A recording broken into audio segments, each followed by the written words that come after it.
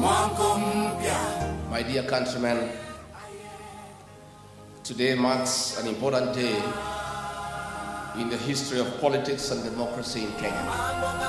Baada tu ya uzinduzi wa chama kipya kwa jina DCP chake Rigathi Gachagua, Cleophas Malala from Kakamega County as the interim deputy party leader. Milio ya risasi ikasikika hewani.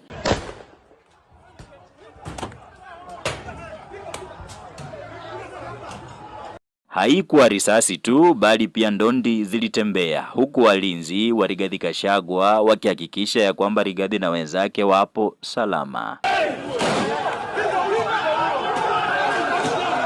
Jambo nzuri ni ya kwamba hakuna yeyote aliyepoteza maisha yake katika michakato hiyo, na hapa J Family Media tungependa kusema hivi: wale ambao walijeruhiwa katika purukushani hii wahakikishe ya kwamba wamepata haki, na kisha tuseme hivi kwamba tumechoka na siasa za Rigathi Gachagua kuvamiwa katika mikutano yake.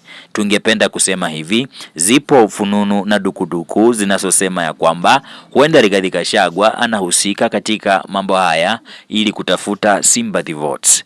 Lakini tuseme hivi, ni jukumu la serikali yoyote ile ya taifa lolote lile kuhakikisha ya kwamba kila Mkenya, kila mwananchi anayelipa kodi anakaa salama.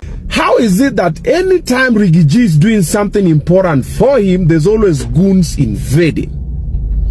Nimalize kwa kusema hivi kwamba Wakenya wamechoka na siasa potovu na wanataka wanasiasa kuwafanyia kazi.